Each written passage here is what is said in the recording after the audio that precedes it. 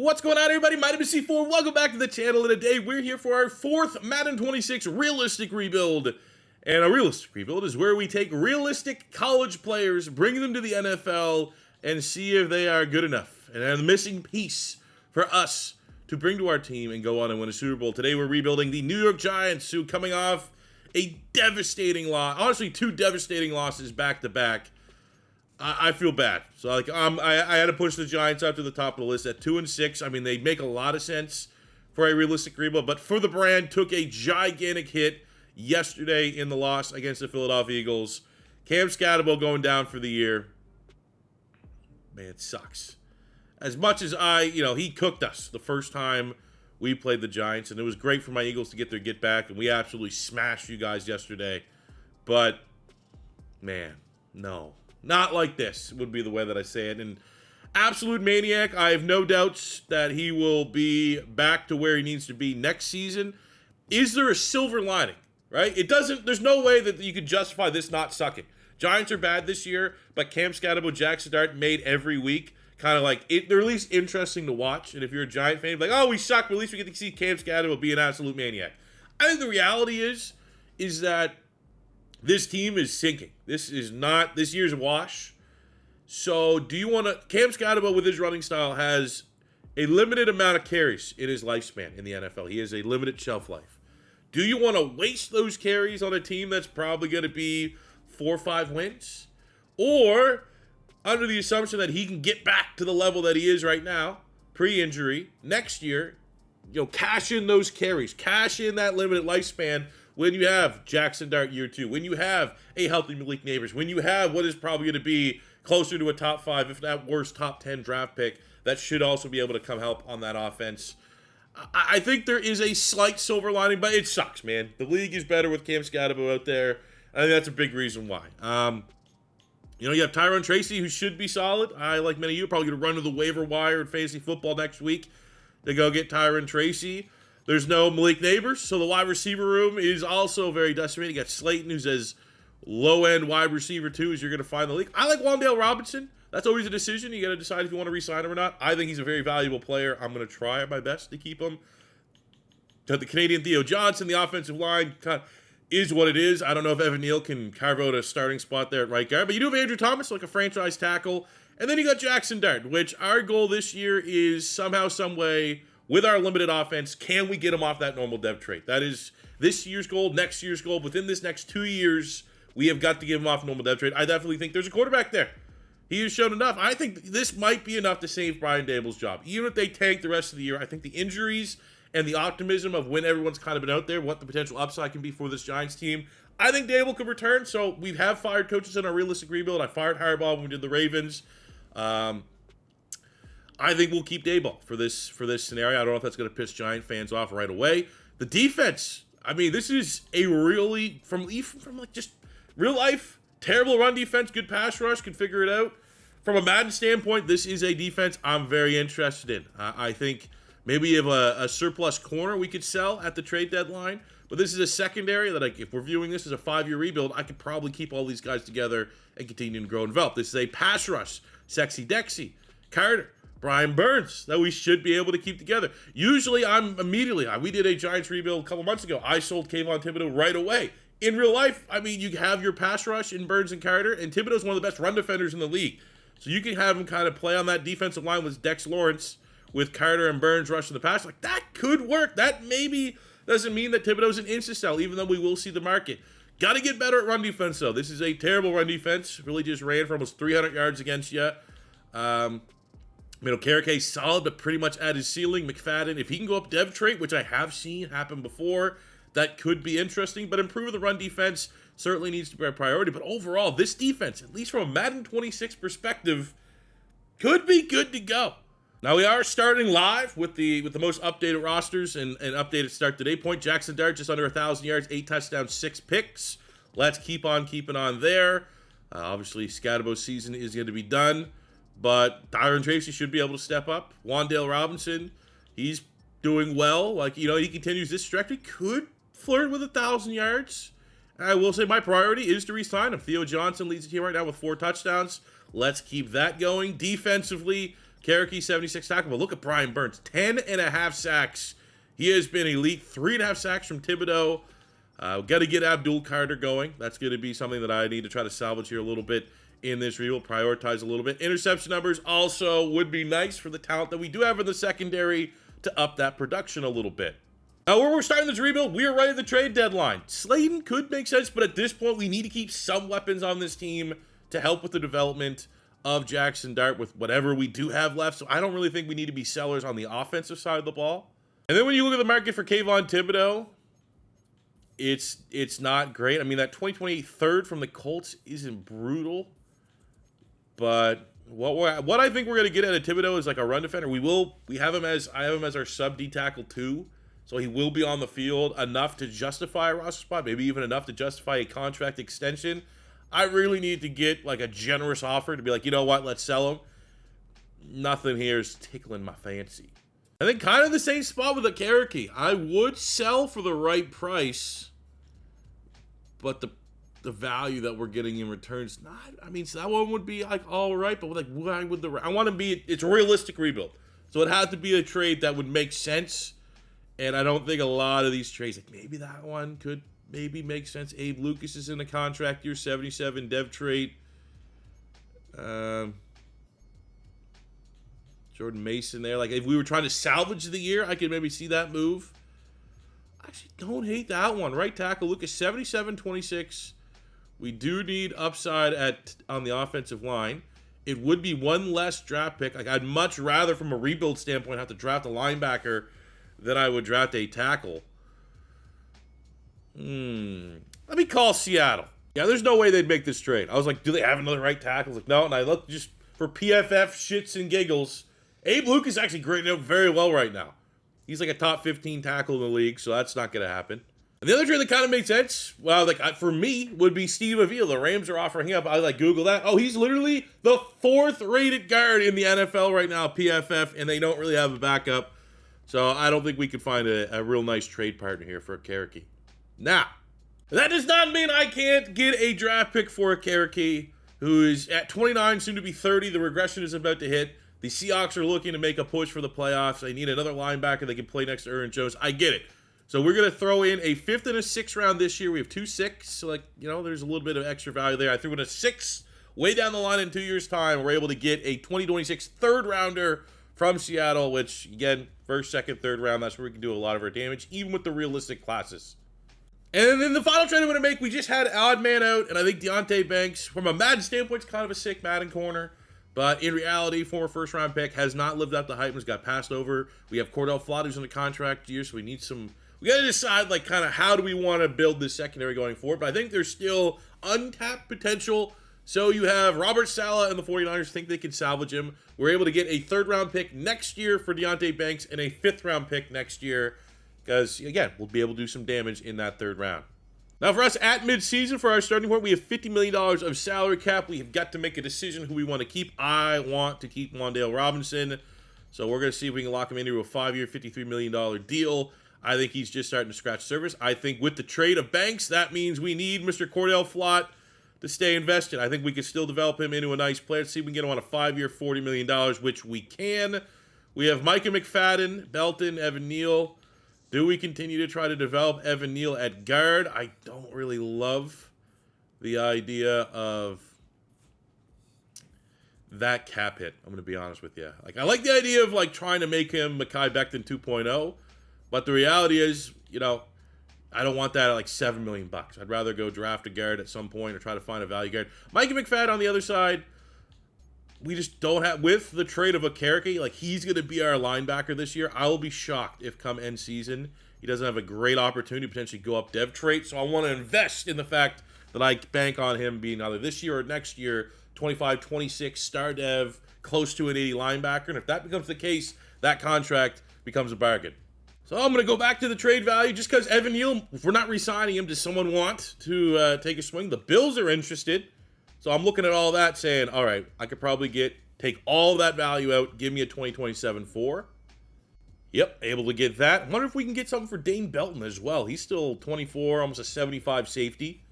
Dallas Cowboys, strong safety was the biggest thing. Don't love trading within the division, but we're able to package Dane Belton in a 5th to go get a 2027 fourth. So here's a look at our picks now. And like, we got a war chest going here. We got a first, second, third, fourth, and sixth this year. Next year, when we get to a generated draft class, a 1, 2, 2 3s, 3 4s, like right there, like for a draft that in a rebuild in general, I think we have to fix the offensive line. I think that's where we're going to do it right there. 2, 3, 3, 4, 4, 4. We're going to be looking to replenish and get multiple guards and centers. Hopefully the draft cooperates. Holy shit. So in our first game of the rebuild, we lose to the 49ers, as expected, but someone just got paid and played out of their freaking mind. Wan'Dale Robinson, 9 catches, 162 yards, and a hat trick of touchdowns. Stud. All right, so we're at the end of year number 1 with the Giants.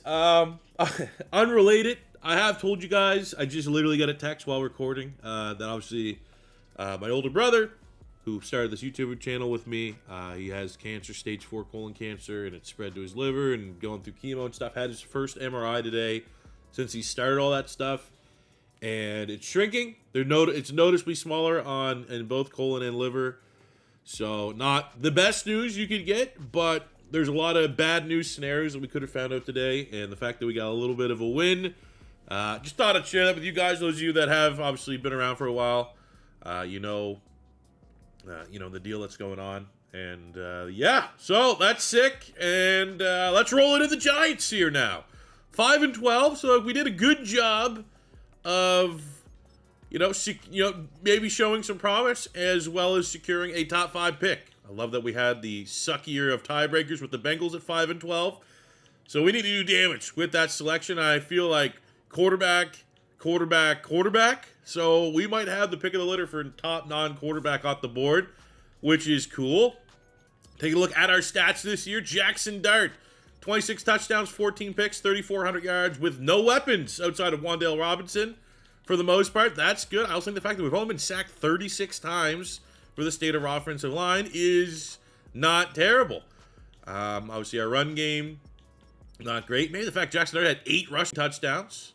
Like, that's kind of cool. Certainly, this year has established that he is good. He's, a true dual threat quarterback and will scramble like that. Wan'Dale Robinson went absolutely nuclear, being our only premier target. I'm so happy we got him on that contract extension because that price only would have went up. Over 100 catches, 1,400 yards, and 14 touchdowns. And I mean, he's staying in the slot. That's where he played this year. We're going to have, when we get Malik Nabers back, he's clearly going to be on the outside. He's a dog. Theo Johnson, 700 yards, 7 touchdowns, not bad. Slayton, 700 yards. Jalen Hyatt, obviously, we loved him to become like that true deep threat. Didn't really do that. From a tackle standpoint, nothing too crazy. 14.5 sacks, 20 TFLs for Brian Burns. I like to be optimistic. He's a superstar dev. That could get him up to an X factor, which would be cool. Abdul Carter getting with 5 sacks. Obviously not a great season, but we started with realistic stats for the first 8 weeks, and he had nothing. So for the second half of the season, he was on pace from a rebuild standpoint and sim standpoint.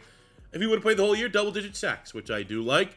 Thibodeau was solid. Sexy Dexy was solid. Maybe would have liked to see a little bit more there. Cordell Flott putting a lot on his shoulders with the trade of Deonte Banks. That he's going to be our guy at corner, leading the team with 3 interceptions, 12 PBUs. 12 PBUs for Drew Phillips. Yeah, not bad. Wan'Dale Robinson finishes as runner-up for Offensive Player of the Year. Brian Burns wins Defensive Player of the Year. Jaxson Dart wins Offensive Rookie of the Year. What? I mean, it must have just been a bad down year. Cam Skattebo finishes in the top 10 after only playing, 7 games, 8 games? And only, 5 of those as a starter? You also get Wide Receiver of the Year to Wan'Dale Robinson and D-Lineman of the Year to Brian Burns. So we got some dev traits coming our way at the end of a season that, was a wash, that secured us a top 5 pick. We're going to get some nice dev trade upgrades going into a year 2 where expectations, honestly, are going to be playoffs or bust. We did have a couple notable retirements. Greg Van Roten was our starting right guard. Graham Gano was our starting kicker. So we're going to have to replace them. So take a look at our team at season end. Actually, let's auto. Let's get everyone back here healthy. We got Malik Nabers coming back as a superstar. We got to have Skattebo. We got Wan'Dale Robinson, who is now a superstar. Theo Johnson goes from a normal up to a star. And Jaxson Dart winning Offensive Rookie of the Year. Pretty surprising, honestly, but we will take it he gets a dev trade up to a star dev. So pretty much everything could have gone right to salvage the year offensively did exactly that. Defensively, we got up to an X factor on Brian Burns. We did not face any regression for Abdul Carter's slow spot. We did lose the X factor on Sexy Dexy, which might be a little unjust, but Cordell Flott goes from star up to a superstar. So overall, a net positive for this team at the end of year one. I say we need a kicker. We had Young Ho Koo on our special practice squad, P squad. We might have our future kicker. Now, I have no idea if our defense is going to play the way that it did because we had such a head start with Brian Burns, etc., etc. Kind of think I want to fire the defensive coordinator, maybe get a different, fresh scheme. So I'm actually going to do that. I was very surprised to see Jameis Winston. I'm going to just to see if there's any dead weight we can cut to free up some cap space. Jameis Winston doesn't have a mentorship tag. That is very surprising. Gosh, there's not a lot of contracts we can get out. There's some ugly contracts, like Devin Singletary's contract's not great. Darius Slayton's contract's not great. Can't really move on from that. We'll save about $3 million here on Roy Robertson Harris. But I think from a salary cap standpoint, the good news is it does not look like it's going to be like a crazy year where we're going to be missing out on players that we'd automatically bring in. We want to get better on the offensive line, but we're also not going to get like win now players. Need guys that can continue to grow and develop. And like, there's a legitimate argument like Evan Neal's the best lineman available. Not great. So we go to the defense where I think, again, we're pretty good. We kind of view like our D-line. It's Abdul Carter, Brian Burns, Kayvon Thibodeau, and Dexter Lawrence. We're good in that department. Could go linebacker if there's truly an opportunity to get a lot better. But looking at the available names, a lot of win now. Nakobe Dean stealing him away from the Eagles could be smart.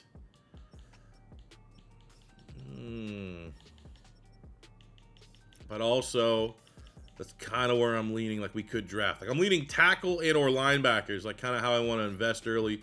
We got Ivan Pace here at will, 25. He does have a dev trait now. There's some offers on him. This is one I'd be a little bit more inclined to make just because he has the dev trait advantage over Nakobe Dean. Don't love $6-7 million for a linebacker, though. 6-7. Man, my daughter started doing that. Kind of funny. The only way that it's not annoying is when it's a cute 4-year-old. Yeah, I think we look towards the draft here. Unless there's a good long snapper. No, gonna need to draft one of those too. Ladies and gentlemen, I actually have a trade that might make sense. Caleb Rogers is on the block from the Raiders, and they need a defensive tackle. And if I think how we're going to deploy Kayvon Thibodeau is also kind of play him at defensive tackle, we have Darius Alexander, who is also on a rookie. Obviously, there's a little bit of an age discrepancy there, but both these guys are off the rookie campaign. A 73 older for a 72. Wow. Really? Okay, maybe we can still make this happen. Didn't think this was getting accepted. I threw in Devin Singletary, who's really a salary dump for us, but that is enough to get Rodgers. So that is a trade that makes sense for both teams, especially if Rodgers is not seeing the field for the Raiders. So that means we're going to be going to the draft where our biggest need offensively is going to be probably right tackle. Could look really guard center, but like you're not going to be going there in the first round. Right tackle, depending on the board, could make sense, even though it's not a super sexy pick. If we wanted to make a splash move, like we need a linebacker for sure. Yeah, that's probably it. I'm thinking, and like you're probably, are you going to go linebacker in the first round? Maybe, maybe not, but maybe. Arvell Reese, Ohio State's an absolute stud. Anthony Hill, Texas, could potentially make a lot of sense, but there's a good shot that right tackle is BPA that makes the most sense for us.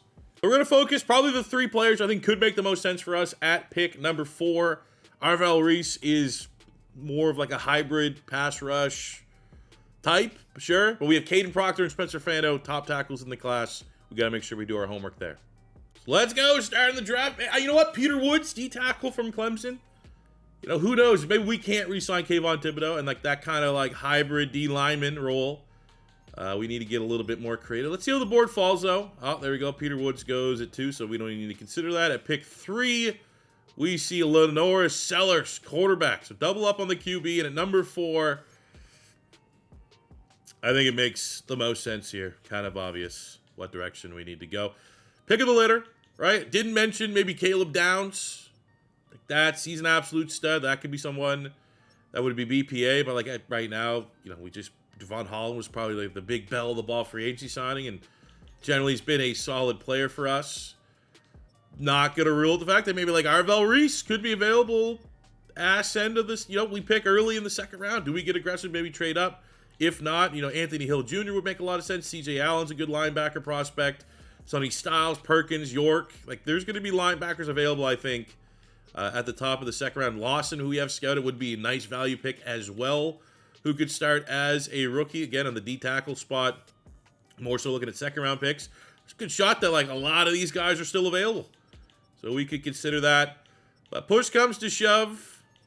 I think we have Fano scouted as a first, second rounder, but then you look at Kadyn Proctor, where I don't think you're going to get PTSD from Evan Neal. I think Proctor's a little bit of a different beast.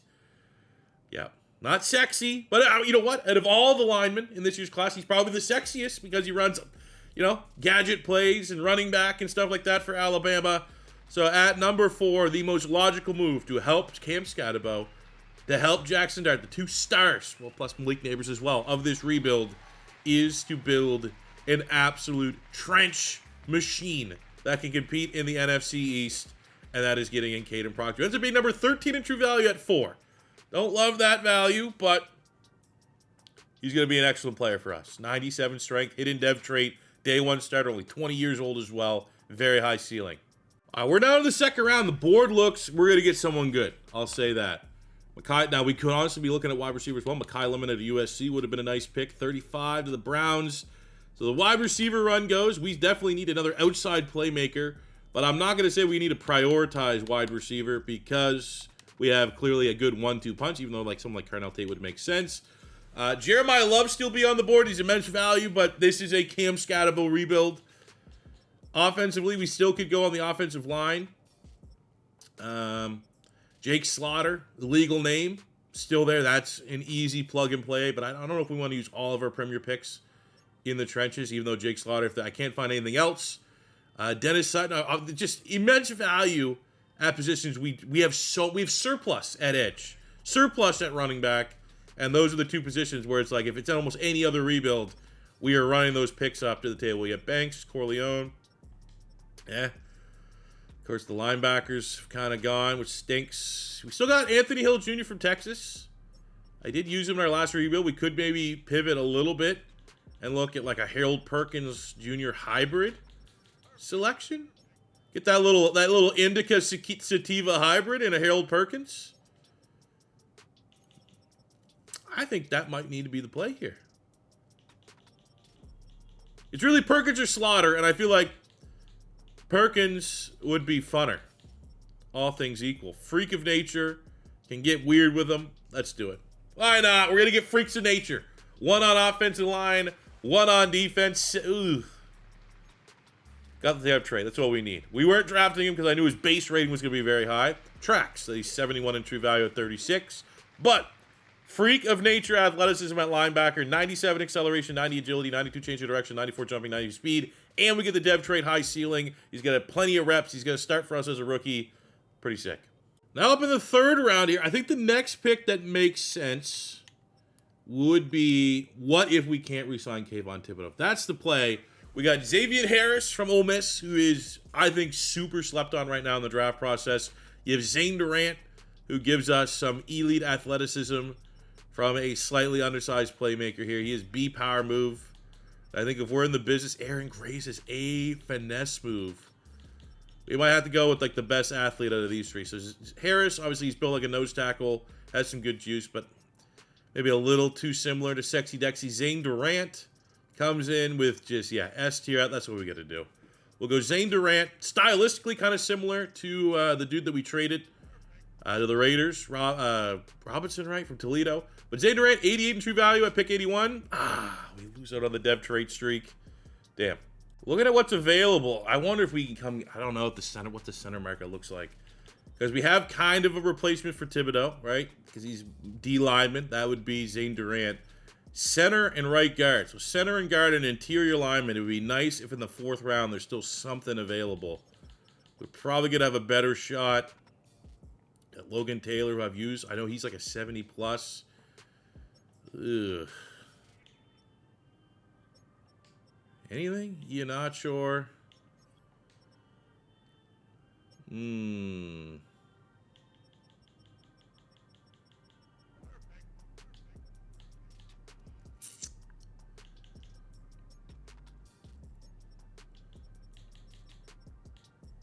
we go Jaden Roberts, Bama. Looks like he could. I haven't used him yet. He could be good. 124 at 100. Dev trait? Ah, damn.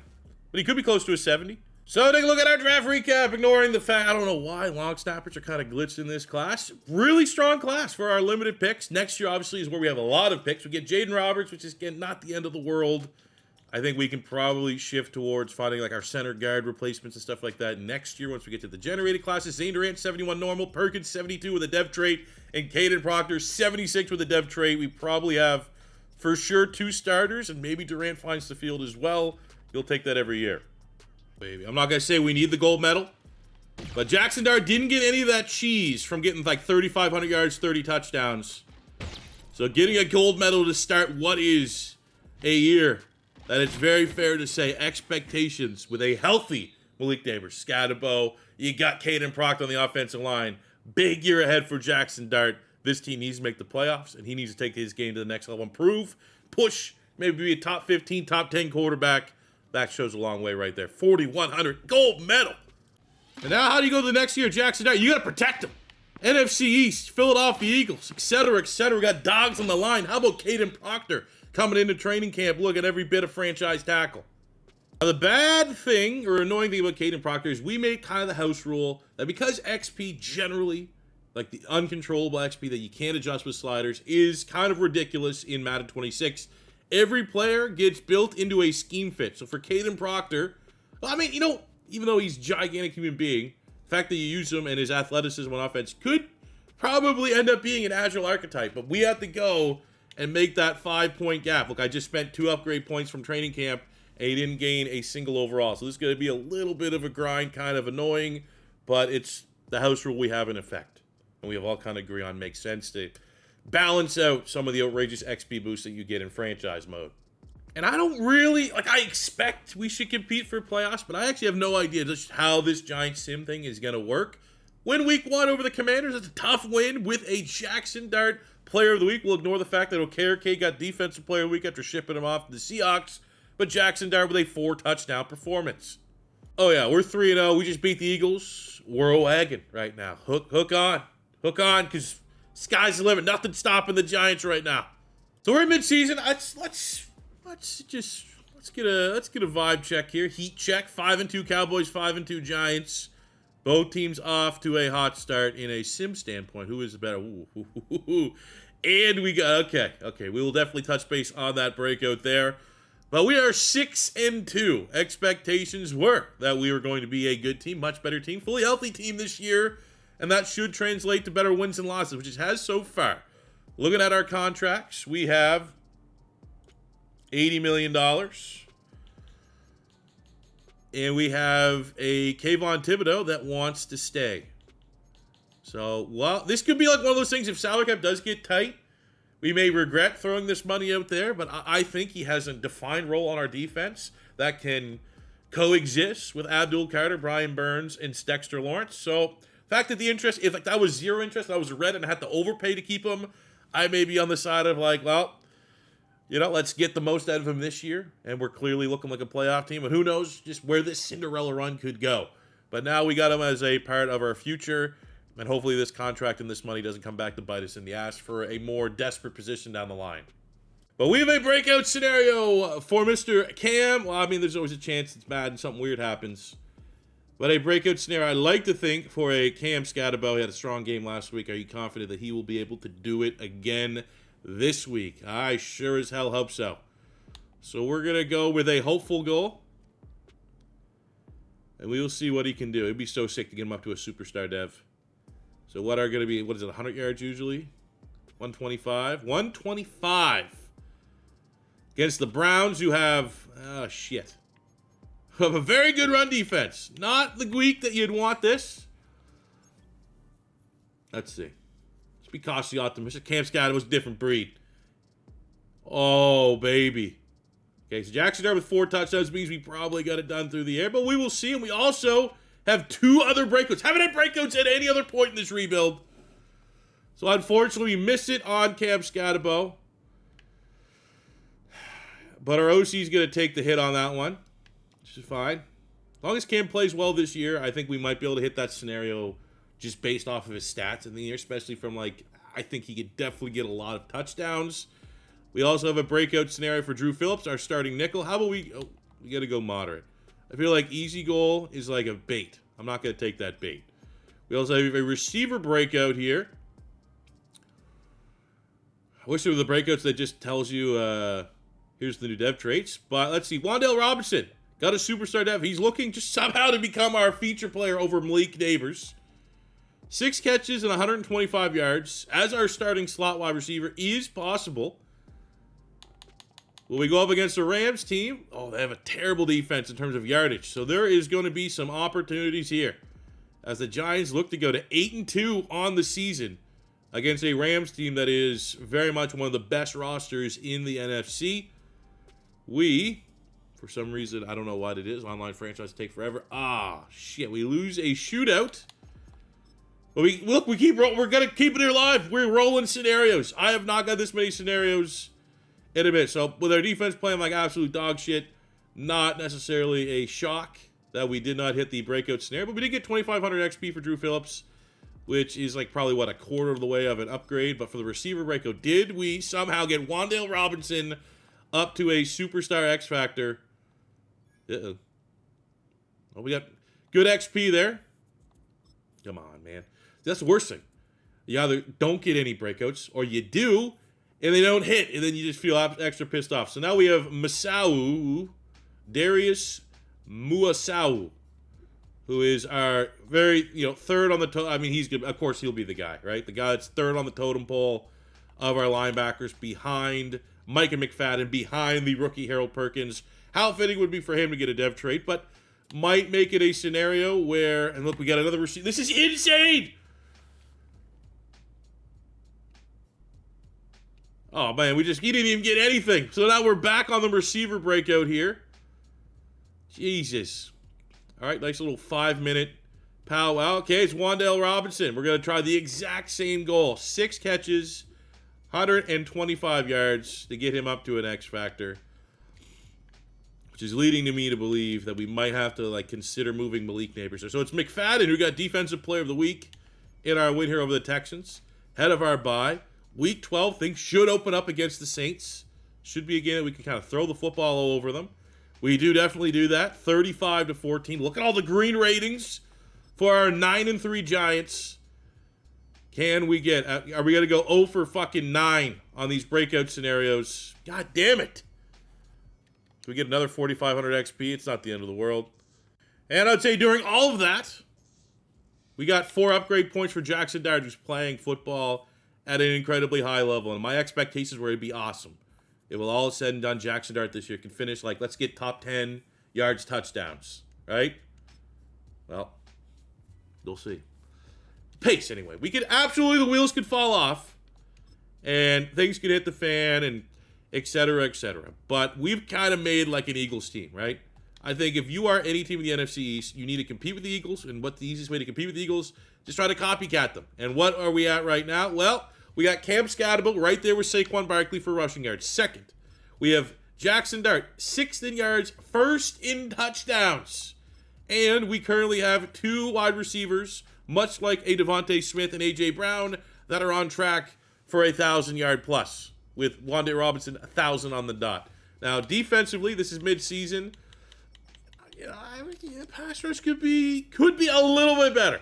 I'd love to see a little bit more out of Brian Burns, but Thibodeau got himself that new contract, and Abdul Carter, who, I think all things equal, if you were watching this as a Giant fan, if one of these guys between Carter, Thibodeau, Burns, and Sexy Dexy could pop off, that'd be exciting. It would be Abdul Carter. He's doing just that. Yeah, we got a juggernaut in our hands. Malik Nabers, Player of the Week, 4 touchdowns, almost 200 yards. We might get the Super Bowl this year. Might get that early check mark, which we need because our last realistic agreement with the Cardinals was an L. We did not win a Super Bowl at any point. So I will take an early one. I don't take early success for granted.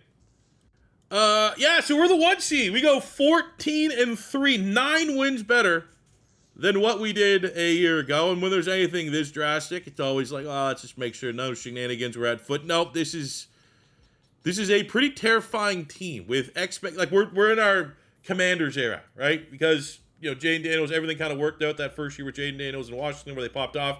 We'll kind of treat this as like the Jaxson Dart year where he has a healthy team around him and this young quarterback in the NFC able to succeed and exceed all expectations. We have a number 3. It made it worthwhile keeping Daboll. Old Dave's, old sexy Dave's there. Number 3 offense, top 10 in passing, rushing. Defense, pass defense could be better, but overall defense played very, very well. Look at the stats. Skattebo, number 3 in rushing. We have Dart, who came 6th in yards, 2nd in touchdowns, 41 touchdowns to 10 picks. Our offensive line, which is still probably our biggest concern, we got our tackle situation figured out. Only 33 sacks allowed. Our run game was on point. Skattebo missed that dev trait scenario in year. I think you'll get superstar off of this. 0 fumbles as well on 1,400 yards, 12 touchdowns. We get 2 1,000-yard receivers. Malik Nabers, 1,200 yards, 16 touchdowns.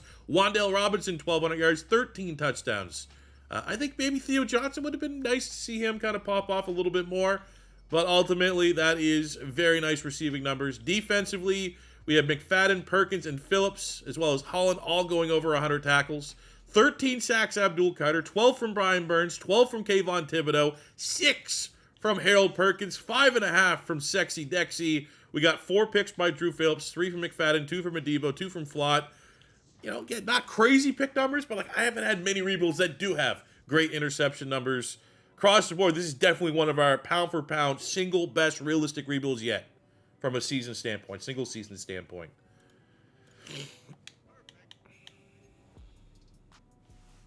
Jaxson Dart comes 4th in MVP voting, top 5. Brian Daboll wins Coach of the Year. Man, tight race there with Harold. I saw Perkins, I thought we won it. Harold Perkins, top 3 for Defensive Rookie of the Year. Jaxson Dart wins Quarterback of the Year. Skattebo, runner-up to Saquon for Running Back of the Year. And we get Drew Phillips winning Defensive Back of the Year. So we got the Superstar Dev for Cordell Flott last season. That should be a Superstar Dev for Drew Phillips, most likely. Okay. First playoff game as the 1 seed. Pressure's never been higher. At MetLife, we get the Eagles, Giants, Birds. Looking at the ratings, very evenly matched teams. It's going to be a good one. It's a great test to see where we're at. Most talented roster in the NFC against the team that's the hottest team in the NFC at home. I'll be honest, I'd much rather pretty much any other team than Philly and Green Bay tend to be like the 2 super annoying teams to meet in the playoffs. And for us to go after this big year to meet probably the toughest opposition that we will see is annoying, but we start out hot. First score of the game goes to the New York Giants, and we're marching down the field. 2-touchdown lead. Philly has yet to find the end zone. We might be able to have a perfect first half, shut them out, but Philly scores first. We get a turnover, an interception by Cordell Flott, 21-7, and the big bad Philadelphia Eagles are on the losing end of the. There we go. I think that's house money. I think for the year that we had, 14-3, 1 seed, it'd be nice for us to go on and win. There's an argument to be made, maybe we're the best team in the NFL. But for us to at least beat the best team, you avenge your demons. Eagles have kind of owned the Giants over the last 10 years. The first year you're feeling good about yourself, making the playoffs, you get a win. Jaxson Dart didn't play elite, but the difference maybe in this matchup is the fact that he went 2 touchdowns. Jalen Hurts, very un-Jalen Hurtsy, had a turnover. Skattebo was solid. Tyron Tracy there. We got 2 touchdowns. Malik Nabers defensively. Oh, my God. Well, don't got to look much further than that. 4 sacks from Abdul Carter with that Flott interception. That was a huge turnover. He also had a forced fumble in the game. What a game from our superstar DB. Now that win, we finally have Kadyn Proctor as a scheme fit, agile scheme fit. Let's go. Let's strap the rocket his development from here on out. And in the NFC Championship game, we get the 10-7 Falcons. That's manageable. Standing between us and the Super Bowl is clearly us as the Giants' best team, at least in the NFC. And we get a Falcons team that's solid. I mean, they can score points. That defense isn't anything to be scary about. Michael Penix did get Offensive Player of the Week. But you got an Abdul Carter who might be the hottest pass rusher in the league, with a defense with a pass rush that might be the hottest pass rush in the league. And an offense, I just think we have too many problems, and the Falcons don't have enough answers to stop us in this championship game. I think the best thing about this team is, like, our team's not getting blown up anytime soon. It's year 2 of a rebuild, where if you look at, like, well, who's kind of old? Who got... I think maybe the worst thing would be our salary cap can come back to bite us in the ass. Malik Nabers' contract, Theo Johnson's contract. I don't know, like Sexy Dexy potentially, but for the most part, like, the fact that we're this good already in year 2, this team was built to be good year 4, year 5, get that Super Bowl win. The fact that it's this early success year 2, I don't see any regression coming out of nowhere, but it is Madden. And in the Madden sim, weird, unexplainable things can happen. We have a low-scoring game here. I think all things considered, our defense is the advantage in a low-scoring game, so that should work itself out. Third down, we get, there we go. Nice little touchdown lead going into the fourth quarter. And your defense to shut them out. Oh, let's go. Kill it off. Super Bowl run. 14-7. The Giants. I mean, who knows? Who the hell knows who we meet in the AFC? AFC tends to be the stronger side of things, the more consistent juggernaut side of things in the same. It could be Buffalo, could be Kansas City, could be Cincinnati, could be Baltimore. But with the way that we're playing right now, Jaxson Dart has 4 touchdowns, no picks in his first 2 playoff games, both playoff wins. Skattebo has been very consistent. Of course, he's going to have 5 freaking broke tackles. We got Kadyn and Nabers with a touchdown. Defensively, I mean, that's definitely not as good as it was a week ago, but good enough. The Eli Manning Super Bowl. Giants, Chargers. Chargers go 15-2. Whoa, okay. First offense, second passing offense, 4th defense, top 10 rush defense. Pretty similar. I think when you're looking at this, it's going to be, damn it. Of course, they're freaking good. What are the odds? Shit. Okay. Damn. You know how good our team was? Herbert. Okay, yards are up there. 37 touchdowns, 6 picks. Pretty good. Merritt Hampton is an absolute monster. 1,200 yards, but 20 rushing touchdowns. They have 2,000-yard receivers in McConkey and Quentin Johnson.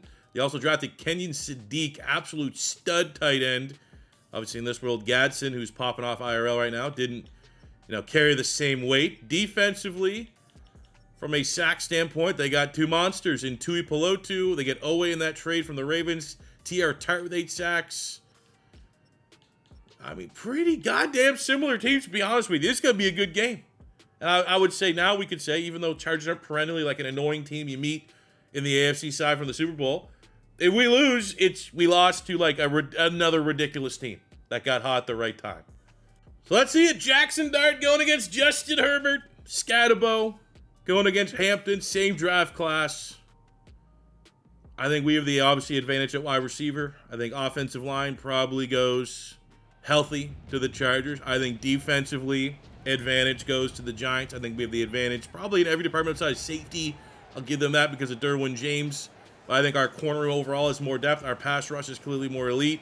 Our linebacking core with the emergence of Harold Perkins, who had a ridiculous rookie campaign, is on point. Jaxson Dart's now a superstar dev. We have a superstar dev on Drew Phillips in that secondary. I just think if this comes down to talent and scheme, I think we should have advantage going. And let's go. Okay, we're going to go normal. Wait, if I go normal, let me move this webcam away. Okay, I'm going to hit normal, and we're going to hit A. And then if we get into the fourth quarter and it's close, we're going to go to slow sim, and we're going to watch it firsthand. So there we go. Huge. Oh, let's go. I don't know why we missed that. I'm going slow, but we have a touchdown. Lead New York Giants in the first quarter after the Chargers went and kicked a field goal. 3rd and 6 gets a 4th and 6. Punt has been forced. That is a great stop. First bend goes there. We get incomplete pass. 2nd down. 5-yard run by our fullback. Great. Love getting the fullback involved. That is a absolute nothing burger of a drive. Can't be doing that in the Super Bowl. Can't have freaking a fullback getting carries before Cam Skattebo gets going here. So we get a 4th and 1. They go for it. Don't get it. So turnover at midfield. Costly turnover. Aggressive play by Harbaugh and the Chargers. 12 yards to Cam Skattebo. 1st and 10, a run by Cam Skattebo. Yeah, let's get rid of those fullback runs here. 13 yards, Malik Nabers. Hell of a drive here. Now in the red zone, we start with Darius Slayton, 1 yard. Don't love that. Let's just go to our studs here. 3rd and 7. It ends up being an 11-yard touchdown to the superstar Wan'Dale Robinson, who I can't stress enough. If there's one thing you could take away from this rebuild, you got a decision to make in year one. Do you keep Wan'Dale Robinson, or do you decide to let him walk and kind of just go with Malik Nabers as your wide receiver 1 of this rebuild? I think there's absolutely a role for Wan'Dale Robinson. There we go. I got a pass. Drew Phillips hurt on the play. Big gainer to Manny Hampton. We'll get an Abdul Carter sack. Let's get this defense heated up. Move them backwards. Bend, don't break. And they're going to have to... Ooh, they're going for it on 4th down. 4th and 5. They just take the field goal. I mean, with already a turnover on downs, I get why you want to take the points there, make it a 1-score game. And let's see what the Giants can do. Hopefully, at minimum, this drive takes enough time in the second quarter here just to kind of kill it off and get into halftime. Make sure this is the final possession. On the 50, nice 1st down, 8 yards to the Canadian Theo Johnson. Go back to Slate. Just efficient chunk plays down the field. 3rd and 1.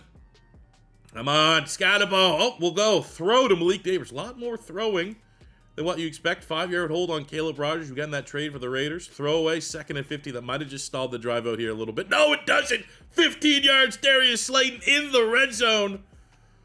2-minute warning. 1st and 10, incomplete pass. 2nd and 10, incomplete pass. 3rd and 10, let's go Malik Nabers. We go Wan'Dale Robinson, 4th and 3. This could be... We're not losing. You don't go for it on 4th, 3, 6-yard run, Cam Skattebo. Just say, we're going to run it.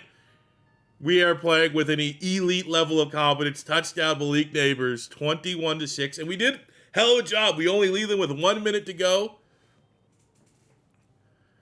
But they're going to be aggressive. They have to be. This is do or die time. So 12 yards to Sadiq, 5 yards to Marion Hampton, trying to get a field goal. Let's just play prevent. It's not the end of the world if they end this thing with 9. They go for the big play and get nothing. Run out of time. Too aggressive. And we get the ball to start the second half. I think any points on this drive, field goal, would be huge. 3rd and 9. Dude, there's just not one thing has gone against us right now. As long as we don't have any turnovers, I think we're going to be very difficult to choke and throw this one away. Like, feels like every play is 5, 6, 7 yards. 15-yard PBU, defensive DPI on Dante Jackson back in the red zone. Come on, boys. Man, at this point, 20 yards, Malik Nabers. I might have to just hop in and get out of the action. This might be a guilt-free get on the sticks here because we are clearly stomping them. If we get into the 4th quarter, I think we're going to play a little bit. I want to be a part of this unbelievable season. And it is Cinderella in the context of like where the Giants are in real life. But our roster's sick. This roster's developed nicely. I think that if you are on the fence about like who you want to rebuild next and you're considering the Giants, like you got some information here. Wan'Dale Robinson can be a dog for you. Don't fire Brian Dable. This scheme and system can work and operate at a very high level. 19 yards to Wan'Dale Robinson. Like, we're looking to score even more points. Like, it just, time and time again, we're getting consistent plays of moving the football. And when it's short yardage, you can rely on Cam Skattebo. You can rely on Jaxson Dart to get it with his arm. There we go. Okay, there's a big play for them. Sack. 3rd down and 6 on the 28. Doesn't matter. Getting 10 yards, moving the chains. 8 yards to the Canadian Theo Johnson. Red zone. 2nd and 2 on the 10. Just run it. Cam Skattebo will get us 6, 7 yards. There you go. 5 yards. Goal to go. As we open the 4th quarter, 2 yards Skattebo. Touchdown. 3 yards. Okay, next, let's just, we know where we're at. We're going to go key moments. We're going to go fast. Let's go normal. Actually, here's what I want to do. I want to play the offense. Give me an offensive drive. Here we go. We got it, man. Victory lap is already here. So now it's on us just to go out there, flex our muscles a little bit. 2nd and 7. I'd love as a Canadian maybe get Theo Johnson look the deep. He slips. Oh my God, you're putting an edge rusher on the Canadian, Theo Johnson. Shout out Giants too. We got Javon Hall, another Canadian. Haven't made enough points. That you got some Canadian influence. But absolute belt to ass. The New York Giants in year 2. With 3 years left to become a dynasty, our Super Bowl champions. And it was everybody. Jaxson Dart, Skattebo, Nabers, Wan'Dale Robinson, this defense, Brian Daboll. Everything contributed to this Giants. I'm not gonna lie, I thought this was, I had a very high expectations that we'd be able with this core to kind of figure it out. Did not think year 2 was even a possibility. I was thinking probably year 4, year 5. Maybe we can win back-to-back to kind of close this thing out. See, good things happen, Giant fans. If you can get everybody back next year, Malik Nabers healthy, Skattebo healthy, Jaxson Dart doesn't keep running head first into guys, you keep him healthy, you let Daves kind of get, like, you know, get in his bag again, the same way that he got with Josh Allen in Buffalo, that got him the head coaching job as the Giants. There could be a very happy ending and a very powerhouse-built team. 5 touchdowns from Jaxson Dart in the Super Bowl. I got one of those. 100 yards to Skattebo, the rushing touchdown. 100 yards, hat trick of touchdowns, Malik Nabers. Theo Johnson with the touchdown, Wan'Dale Robinson. Everybody. We played our greatest hits. Brian Burns, Abdul Carter, Thibodeau with sacks. Perfect. Absolute perfect performance. And we're Super Bowl champs with a chance to, you know, this is the beginning of a dynasty, potentially. Let's try our best. Much of that pains me to kind of say and think about as an Eagle fan. We might have something special on our hands here with the Giants as we close out year 3, 4, and 5. And it's not just that we won the Super Bowl. It's, look at the players. Jaxson Dart's up to a superstar dev. Skattebo earned it. 3rd leading rusher, up to a superstar dev. Malik Nabers is an X factor. Wan'Dale Robinson's a superstar. Maybe a little surprising that Kadyn Proctor's only a star dev. I thought there was a chance there that he's a superstar, given the fact that he's probably the most hyped tackle that we've seen in a minute, like probably since Joe Alt. And Joe Alt was a superstar dev out the box. Defensively, we got, well, this has definitely not been a great rebuild if you're a Dexter Lawrence fan. He's kind of just continually regressed. We lose the X factor on Brian Burns, but that's likely an age thing. Harold Perkins is a star dev. We get Javon Holland up to a superstar. Drew Phillips, we did lose the superstar in Cordell Flott. So maybe the dev traits kind of, you know, we break even when all is said and done. Lose a little bit on defense, gain a little bit on offense. It's not the end of the world, though. We're going to decline the 5th-year option on Malik Nabers because we're a well-ran organization. We don't have those idiots anymore in front office that have, yeah, obviously the whole Saquon Barkley meme. We're going to run it like the Philadelphia Eagles, which is paying Malik Nabers as soon as you can. Now, we do have $94 million as a defending Super Bowl champion. That is an awesome situation to be in. There are a couple, you know, Aiden Hutchinson would be pretty sick to just, even if it's reckless, to go out and get. But we have got to just save all of our money because we have some gigantic contracts coming down the pipeline that, you know, if for whatever positions we need to get better at, which there are a couple, center in particular, that's going to be the draft. Where we've, because of a little bit of mini fire sale, we have a lot of picks this year. It's always worth noting, and I kind of pick up on the trend, like when a big name like this goes to free agency, that team almost always is going to be very good the next season. So let's just pay attention to see if we see the Rams at any point during our playoff runs, as obviously the expectations now for the Giants. Year 3, 4, and 5, we're going to be perennial playoff contenders at a minimum. But for us, going into, we need guard and center. I focus scouted interior offensive line, so we should be pretty good in that department. I mean, wide receiver 3, we have Darius Slayton. We won't re-sign him whenever his contract's up. That could be a position as well that we need to consider. Good everywhere else. Oh my God. Top 5 talent. 2 top 5 talent guards. Okay. Sick. So I repeat, make that 3 of the top 5 are guards. Wait, 3. My math sucks. I can't even math. 4 of the top 5 players in this class are guards. We need debatably 2 guards. We could, Rodgers hasn't developed great. Okay, cool, sick, yep, awesome, yep. So I'll just focus out the top centers just to have all the information at our disposal here. So we just got the God rebuild at this point. Like, literally could not. I mean, the only way this is going to suck is if somehow all those guards get, like, severely overdrafted. But we scouted this. There's no way. This has got to be glitched. You know what? Now I'm almost worried. Because there's no way there's no way. Right?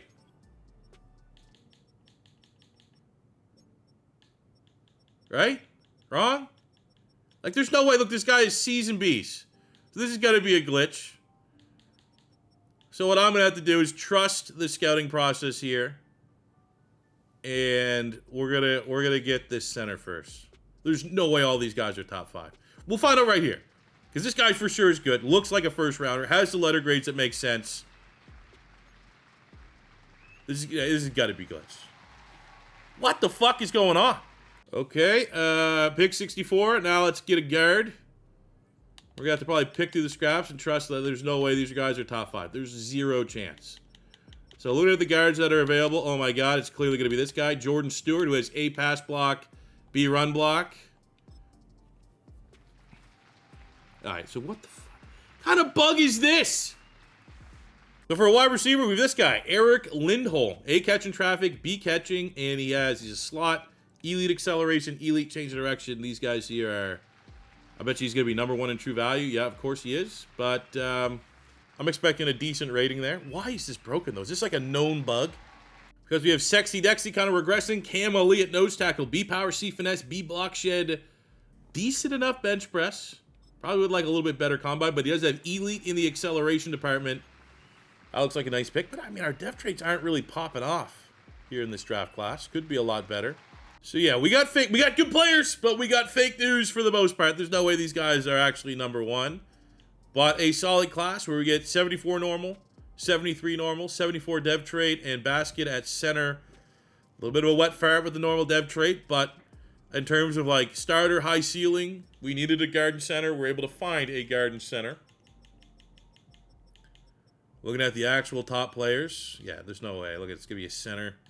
No, you're not going to see no center guards up here. Ooh, actually missed one here. Brian Alexander. Oh, I missed him. I couldn't have got him. He went early. Okay. Quincy went early, went ahead of us.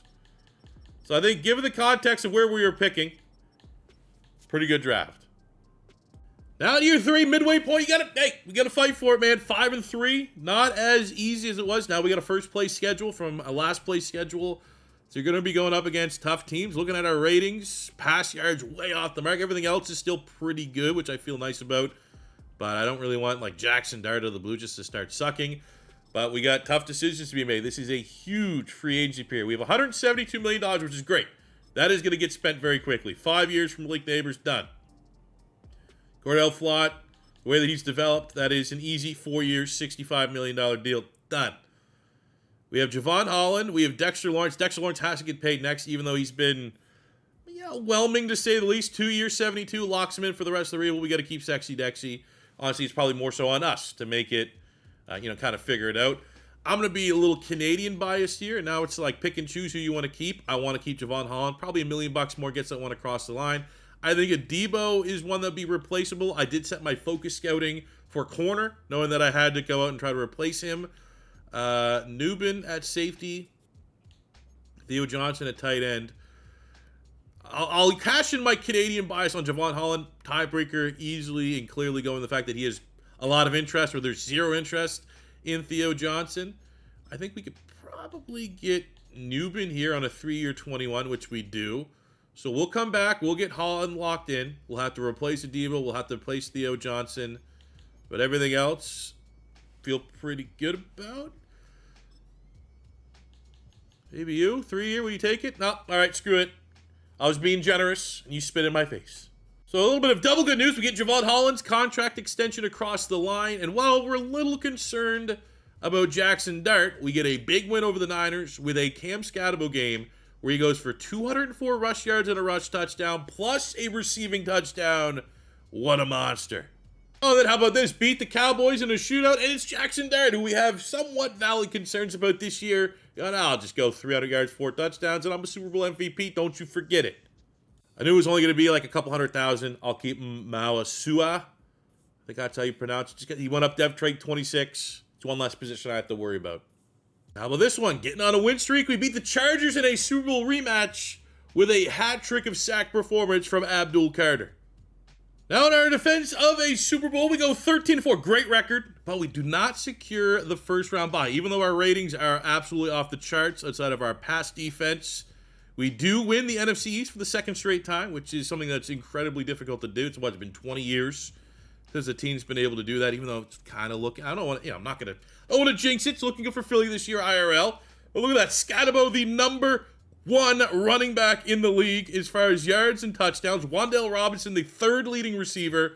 Jaxson Dart, top 5, top 10 quarterback, however you want to break it down. 4,000 yards, 35 touchdowns. Skattebo, 1,700 yards, 19 touchdowns. We get our 2,000-yard receivers in Malik Nabers and Wan'Dale Robinson, which is excellent.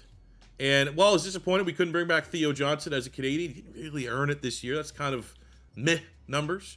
And Skattebo picked it up as a receiver, almost 400 yards and another 5.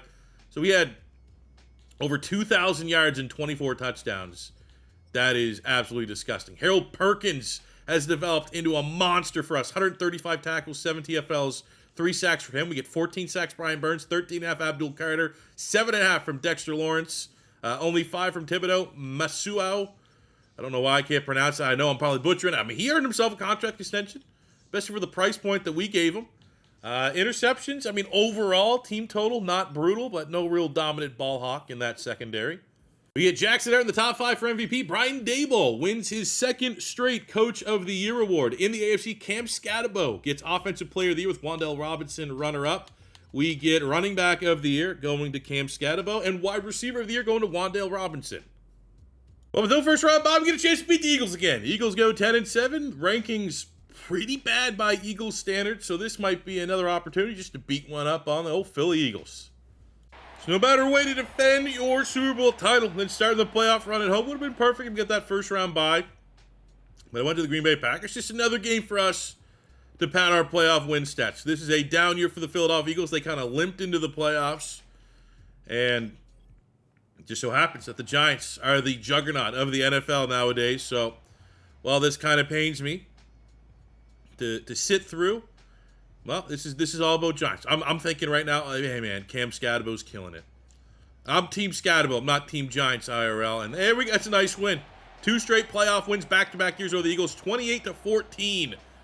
We're at least able to potentially start a run here. 4 touchdowns, 86% completion percentage for Jaxson Dart. Incredible. They kind of slowed down the run game. Malik Nabers had a hell of a showing. Couple sacks there. Big pick by Harold Perkins Jr. And the Giants are moving on as we try to kind of keep a dynasty going here. Ooh, in the division round, we get a below 500 Tampa Bay Bucs team. They do have the number 1 defense in the league, but we got the number 2 defense in the league. And their offense is bottom 10. This should be, it's Madden. Crazy things happen, but feel pretty good. Feel pretty good about this one. Man, oh man, I got to put some newfound respect here on the Giants. Sometimes you see Brian Daboll, like, somewhat commonly available as, like, an offensive coordinator, go higher. If you want to keep it realistic and you want to bring that Giants offense along with them, you build the right team. It works. Obviously, we brought Dabes in our Raiders franchise. We're not going to change things up there. That's a Pat Phoenix offense. But, damn, man. If you give this team just a chance, they can develop into something special. We are in our 2nd straight NFC Championship game, defeating a below 500, as we should have, Tampa Bay Bucs. And it wasn't overly competitive. They got a garbage time score, but they still got players that can make some plays. Jaxson Dart is yet to throw a turnover in his playoff career. 2 touchdowns, no picks, playing perfect football. 2 touchdowns there for Skattebo. Nabers getting in the end zone. 2 sacks, Brian Burns. We get a pick from Cordell Flott. We're back in the NFC Championship game. All right, we got the 1 seed. Green Bay Packers, 13-4. They have the tiebreaker over us to get the first round bye. They got a lot of green on their side of things. They haven't won like we have won, and now it's a great test for us, however. We think we're the best team in the league. Well, to prove it, we got to go on the road to Lambeau Field and earn our 2nd straight Super Bowl appearance. If you're going to go on the road here, you got to be able to run the football. We have the best running back in the NFL. Skattebo is the reigning defending running back of the year and offensive player of the year. If we can control the line of scrimmage and let our run game take off, we can have Jaxson Dart still play turnover-free football and let Malik Nabers and Wan'Dale Robinson, if our premier pass rushers can tee off on Jordan Love, good things are going to happen. We got ourselves a low-scoring game. I like our defense in a low-scoring game if all things are equal. We go in with a 1-point lead in the second half, but it is going to come down to the fourth quarter here. There we go. Interception by Drew Phillips. We get nothing out of that. How are we not capitalizing? Touchdown Green Bay, 3 minutes, 22 seconds to defend our Super Bowl title. No! Fuck!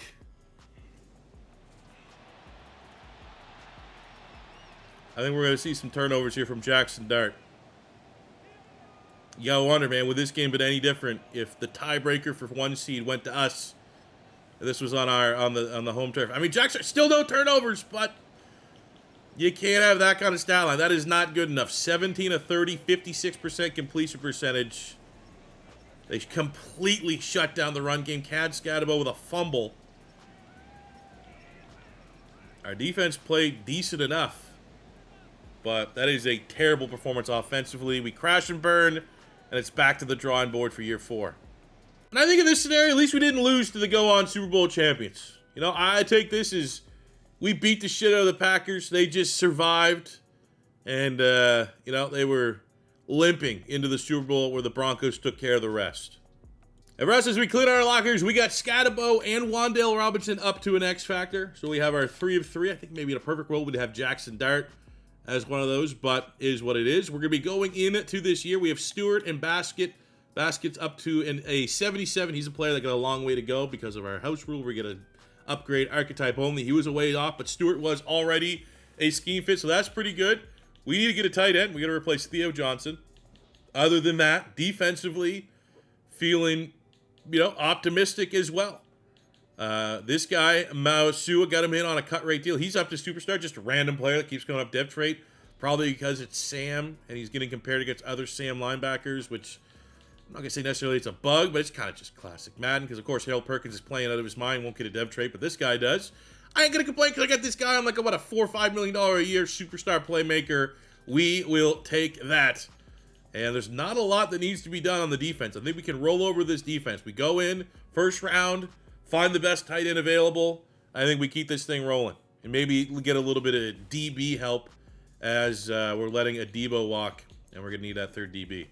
It'll get very expensive, though. We had to decline the 5th-year option on Jaxson Dart because it's kind of what you got to do. We're going to decline the option on Abdul Carter just because we might be able to get out of, like, that, you know, that contract extension. Could be less than 33 a year.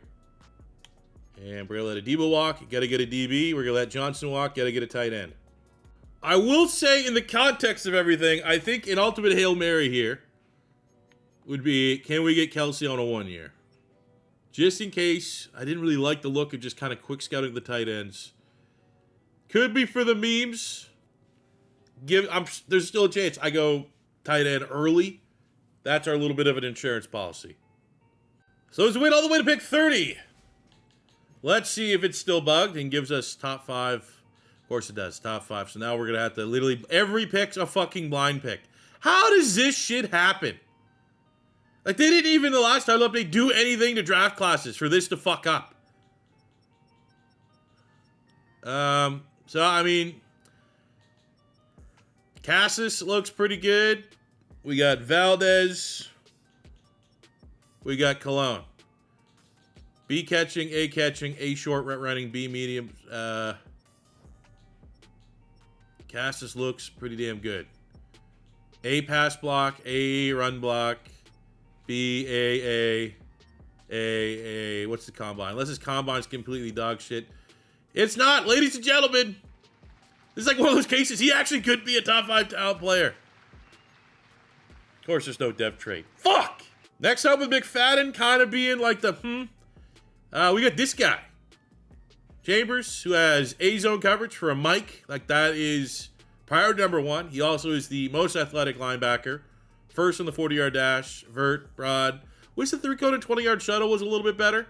but all things considered, looks like a fairly safe linebacker pick, because after the tight end position, we need DB, and you'll see in a sec that our DB scouting kind of sucks. But we get a depth trait here on Chambers, which we have sorely been lacking depth trait picks in our draft. That's probably been the only low point of this rebuild, is once we've gotten to the generated classes, haven't really got a lot of monsters yet. But the reason why I didn't rush to grab a DB, because I found one. I found our DB, and we're going to get him. He's literally the last draftable defensive back, and it's very simple why. I mean, he might even just stand out here.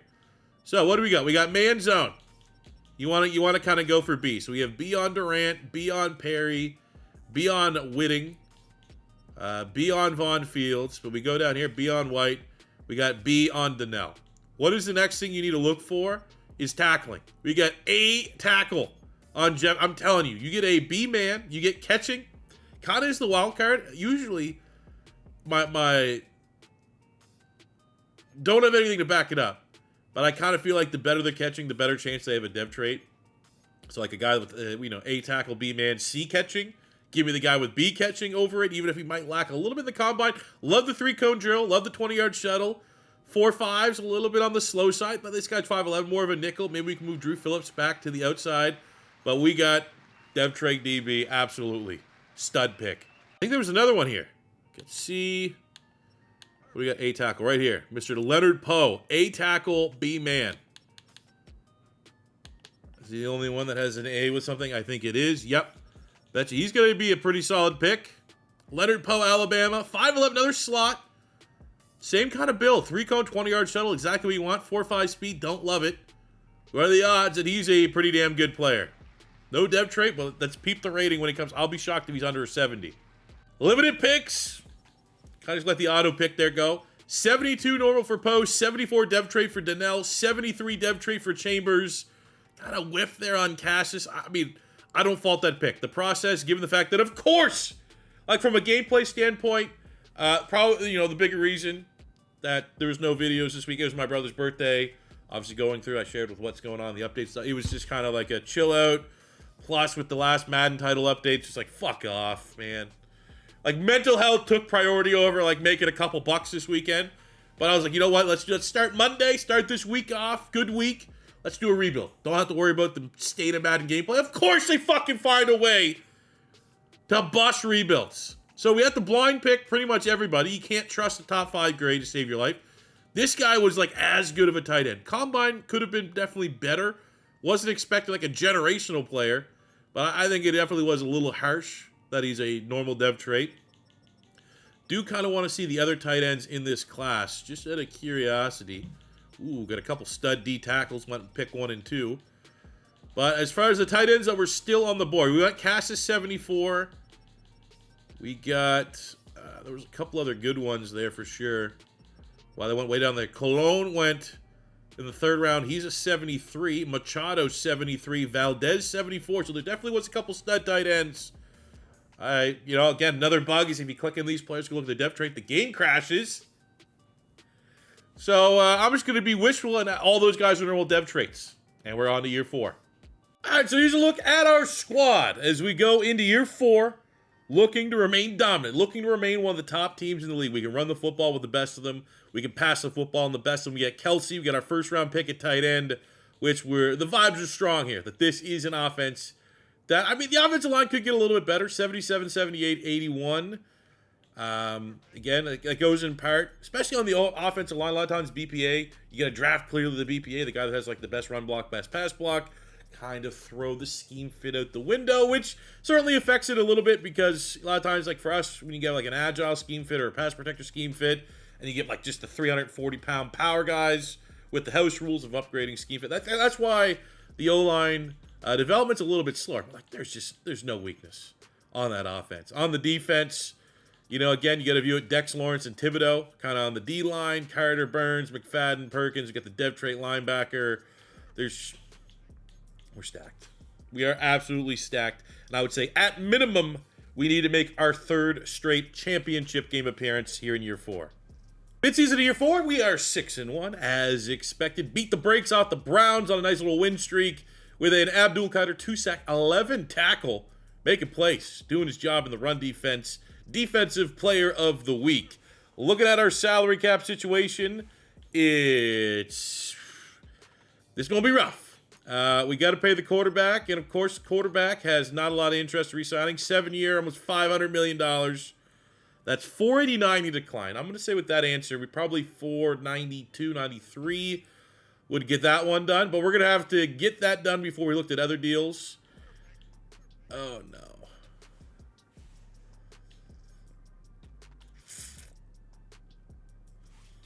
I'm going to say that also with knowing that, like, yes, you're not going anywhere. We're now going to have to figure out a way. You know, in this one, you go with the young guy, right? And Abdul Carter does have interest. But we're going to have to get Jaxson Dart's contract across the line, and then we'll find a way to pay Abdul Carter. Just zero chance to retain Brian Burns, who's been really our most consistent pass rusher this rebuild. I'm thinking year 5, it will work out, because I'm going to set my focus guy to D-tackle. We'll put Thibodeau on the edge where Brian Burns was. So we'll have Brian Burns and Abdul Carter, and then we just got to find a D-tackle to kind of play the role on that D-line in the trenches that Thibodeau was doing.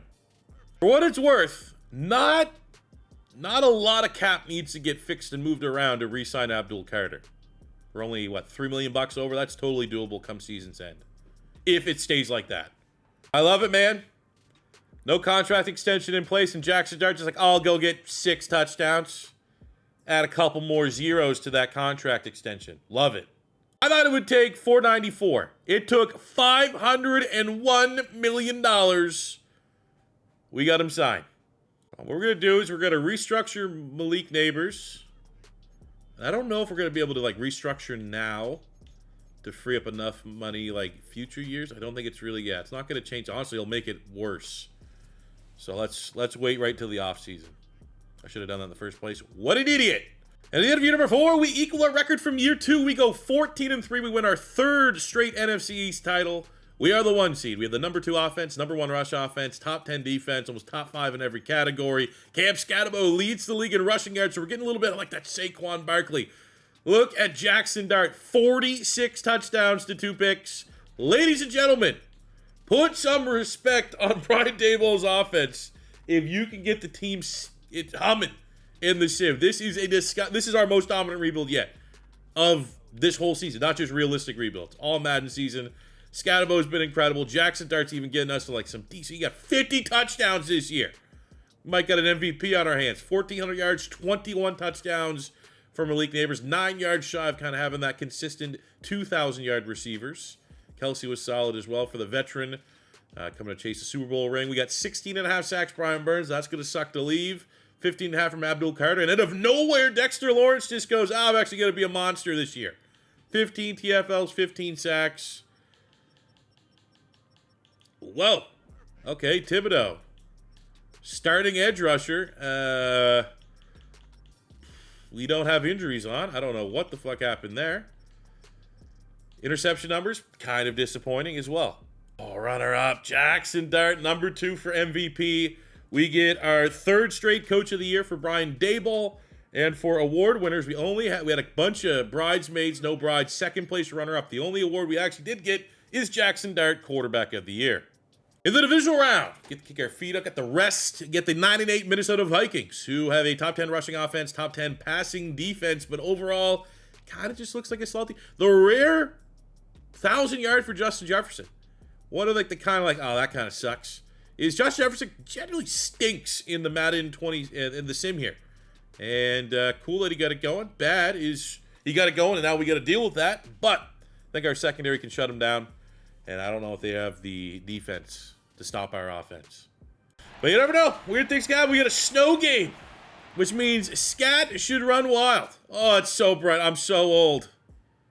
That hurts my eyes, even with the shades on here. Let's get out here with a win very quickly. Oh, it's so bright. Like, you young folk. I know my analytics. Probably not enough young people to get a good read of the room here. Like this, can we dull that a little bit? We win. We win ugly. We win. It's a snowstorm. Random things can happen. 28-21. Good God. And we threw the football. I thought this would have to be like a Cam Skattebo game. It's a Jaxson Dart game. I don't think, interested for me to double check this when I'm editing this video together. I don't think Jaxson Dart has thrown a pick in any of our playoff games. Skattebo went off 100 yards and a touchdown. Nabers, Kelsey getting touchdowns. Defensively, get some nice TFLs. Durant and Carter with a couple plays there. We got Abdul Carter also with a forced fumble on the sack. And the boys are back in a championship game. And in the NFC Championship game, we get the 11-6 49ers, who overall, in offensive overall, pretty bad. 84-83 is really low, all things considered. But they play well. Top 5 rushing offense, top 5 defense overall. So we take away Christian McCaffrey, we're probably going to have a pretty easy day at the office and make another Super Bowl. At least it's not a snow game under the... It's evening. Soon to be under the lights here. Opening drive, Giants score, Niners get field goals, and if we could get touchdowns and they have to settle for field goals, that's exactly what I want to see. Because we do another passing offense, not great. When you're a run-first team, you don't want to play from behind. You want to be able to have a lead and kill the game off with your rushing offense. So I think one more touchdown here would be huge for the Giants. Look at that. Exactly the kind of script we want. And what are the odds? Just another outstanding performance from Jaxson Dart. I'm going to go with he's yet to throw a turnover. Let's see if that can continue. 31-10. There's just levels to this.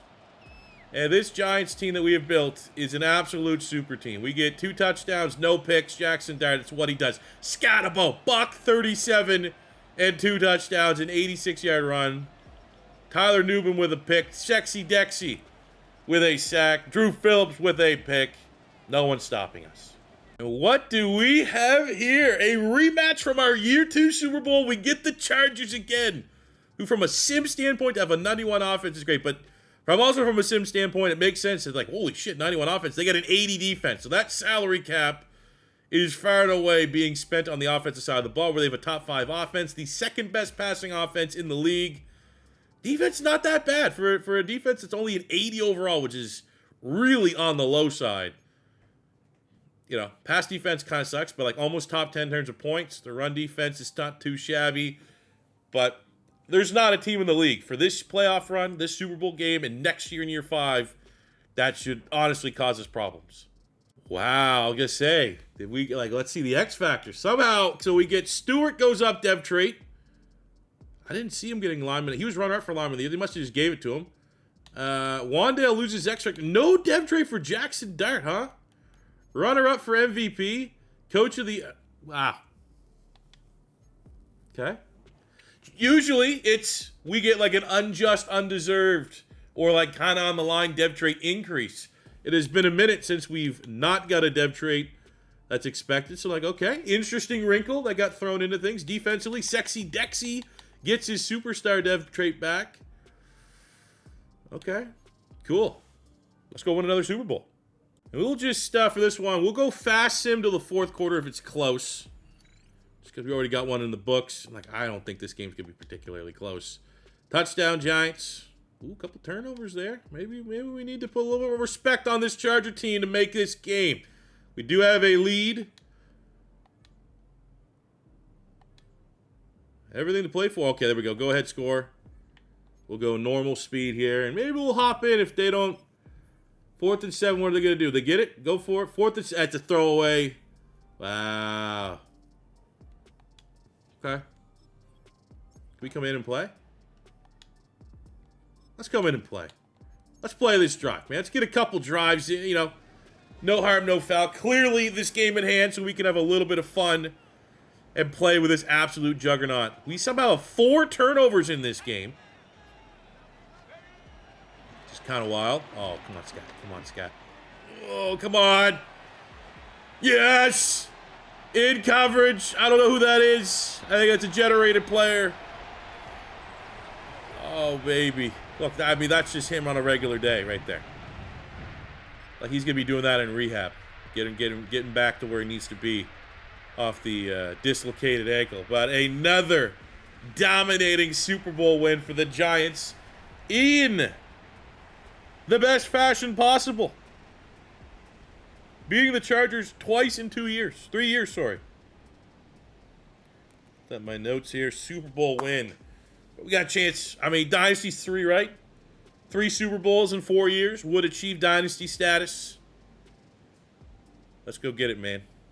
Jaxson Dart, probably MVP. Again, let's see if the interception streaks. We had 4 turnovers this one, so there's a chance. Some of those could have been turnover on downs, going for it on 4th down. Ah, shit. Yeah. Hey, we won the Super Bowl. If he's going to throw his first picks of our playoff journey, it better happen in a Super Bowl victory, so who cares? Buck 26 and a touchdown for Scat. Also had the receiving touchdown. I mean, there's an easy Super Bowl MVP unless someone on the defense had like 6 sacks or something crazy like that. Honestly, defense didn't even really show up. Cordell Flood had that forced fumble. That was huge. But first Super Bowl win, very easy Super Bowl MVP going to Jaxson Dart. Second Super Bowl win, who else? Give it to Cam Skattebo. Travis Kelce retires, goes on top, chasing another Super Bowl ring, which helps us in a way because it gives us a little bit more salary cap here to work with to try to get Abdul Carter's contract figured out. Let's see. The best thing about this, though, is that he wants to come back. So we're going to be able 4-year, 139. Dunzo. Brian Burns. Okay, yeah, no chance. Secondary players that we may need. Kadyn Proctor, I will decline that 5th-year option, even though we don't even have to deal with that. Can we keep Caleb Rogers? That'd be cool. Like, I don't really need to sign anybody. We're going to go into this with Thibodeau. It's going to go at edge rusher for year 5. Easiest position to have to find like a day 1 starter is probably D tackle, especially with not being able to trust the player grades. We're going to have to go off letters alone. We need a D tackle, and then we're ready to run it back. So I'm not even lying. The D tackles in this class look insane. We have Romero and Bennett going in the top 5. It's a realistic rebuild. So should we... There's no way a Super Bowl champion is trading within the top 5. So I think we may have to look at like some of the secondary guys. Bozeman, Crocker also look very, very good. I really like the look of Eddie Crocker. That might be a little more believable, but like, look at this. The year we need nose tackles or D tackles, 1, 2, 3, 4, 5, 6 of the top 10 picks are D tackles. I think it's unrealistic as a champion to trade up to the top 3, regardless of like, this is a final year. Who cares? We probably could if we wanted to. However, I do think one of, let's, we can call New England, we can call Houston, call Indy, make a trade up there. That's definitely possible. Ooh, they're going to run a hard bargain. 2 firsts and a second won't get it to us. Texas O-line still in shambles, so I'll throw a 75, still on a rookie contract guard, which is an easy starter for them. 2 firsts and a second, so that we can go get the last of like the kind of juicy looking D tackles. But a huge trade up by these Super Bowl champions. We got to make the right call. But looking at this, knowing that these top 5s are absolute lies. How the fuck do they break this? Really, there's 2 guys I like. I like Crocker, and I liked down here. Binns also looks solid with the A. Anyone usually with A stand up, but even go all the way down here, like there's other options in Ruiz, but we need a guy that has the best chance.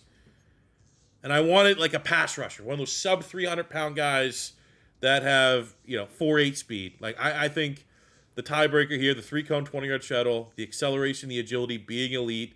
I think Crocker's going to be a very good player. Bench press being a little bit on the low side, but I think maybe the base rating won't be crazy. I will be shocked if he's not a dev trait player.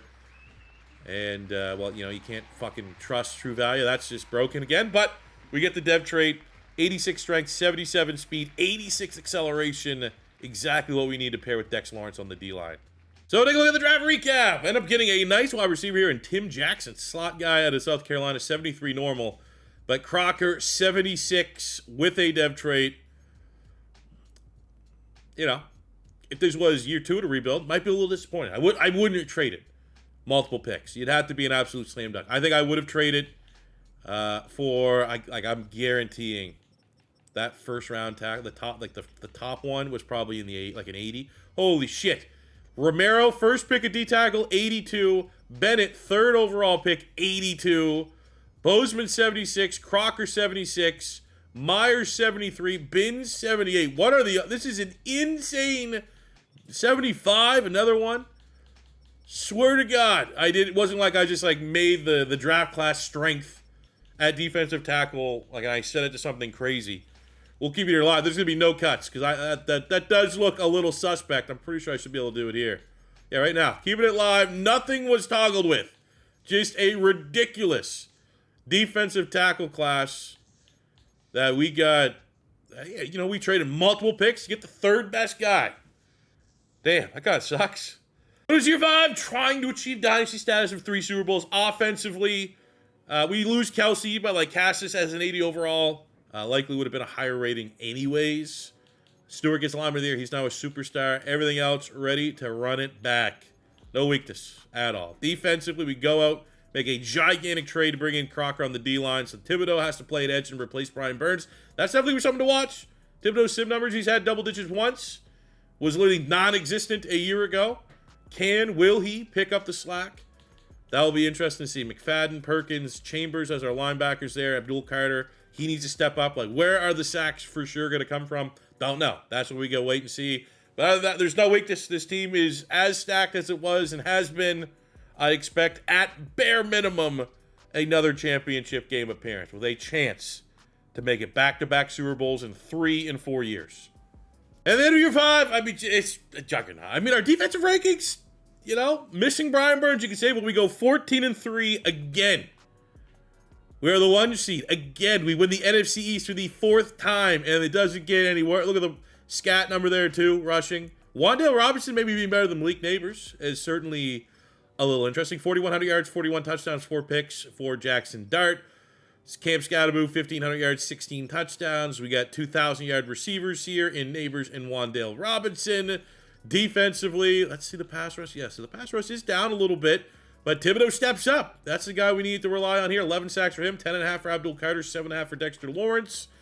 We got pick numbers. Jeff Donnell, corner we got a couple years ago, 3 picks, 2 picks there for Harold Perkins Jr. Yearly awards, Jaxson Dart, 3rd in MVP voting. We get Coach of the Year, Brian Dable. That is his 4th time winning that award. Wan'Dale Robinson is Offensive Player of the Year, which is pretty badass. We have Quarterback of the Year going to Jaxson Dart for the 3rd time in this rebuild. Cam Skattebo wins Running Back of the Year for the 2nd time in this rebuild. And since year 1, took a little bit, all the way in year 5, Wan'Dale Robinson wins his 2nd Wide Receiver of the Year award. And because we know this is our final year, let's, before the playoff run, take a look at the career stats and what these players have been able to achieve within the 5 years of this rebuild. Jaxson Dart, just under 20,000 yards passing, 189 touchdowns to 36 picks. He's been incredible. Everything you could ask for a badass, probably the best quarterback we've had so far in our realistic reels. Cam Skattebo, 6,800 yards, 63 touchdowns, an animal. X Factor, everything. He's just incredible. Even Jaxson Dart giving us some decent rushing numbers as well, complimentary to say the least. Receiving, Wan'Dale Robinson, almost 8,000 yards and 70 touchdowns. 6,300 yards, 68 touchdowns for Malik Nabers. A hell of a 1-2 punch. Defensively, Micah McFadden and Javon Holland up there in tackles. We got 70 sacks from Dex Lawrence, 57.5 from Abdul Carter, 54 from Kayvon Thibodeau. And on the picks front, Drew Phillips and Cordell Flott both getting into double digits. First in our playoff journey, we get the 9-8 LA Rams in the divisional round. They got Hutchinson, signed him in free agency a couple years ago. They have a top 10 passing offense, the number 2 defense, very good defense. This should and could potentially be an ugly, low-scoring game, which I obviously trust our guys to pull through. Look at that, 93 overall, 95 offense, 91 defense. Without a doubt, the best team we've built so far in our realistic rebuilds. So at home, expectations are to repeat as champions, and the Rams are going to want to play spoiler. Opening drive, Giants touchdown. Let's get this Rams team in a hole and make them have to try to figure it out. Make them get uncomfortable. 14-3. We go into the second half comfortable. We knew it was going to be a low-scoring game. Oh, no, we're losing!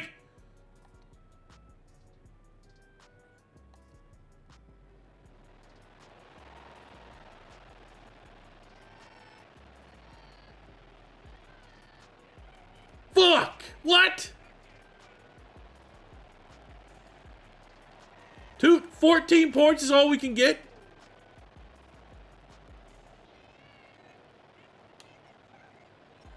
Damn.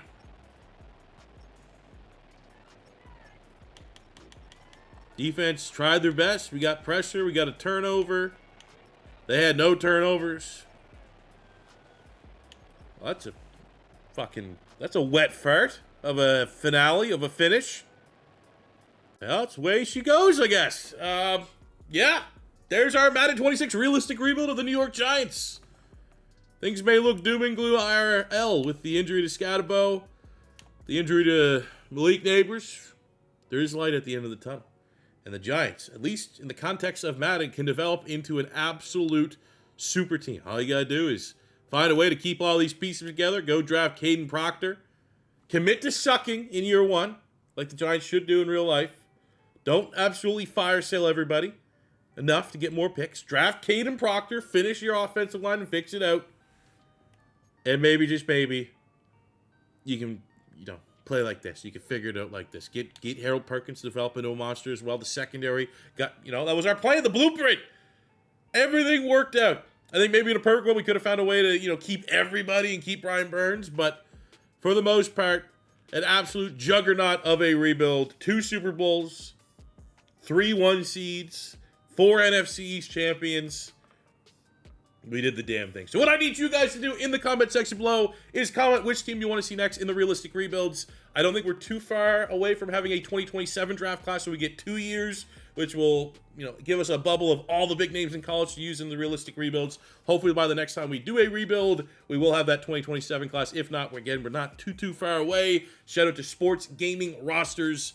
His draft class is the one that we are utilizing here in the rebuild. Go give his YouTube a shout out. Literally just type in Sports Gaming Rosters. Tell him C4 sent you and tell him he's doing great work. A much needed person and human being and content creator in this franchise community. If it is your first time stopping by, don't be afraid to hit that subscribe button. Smash the like button if you enjoyed. And until next time, it's your boy C4 saying peace out. Love ya. Have a good one.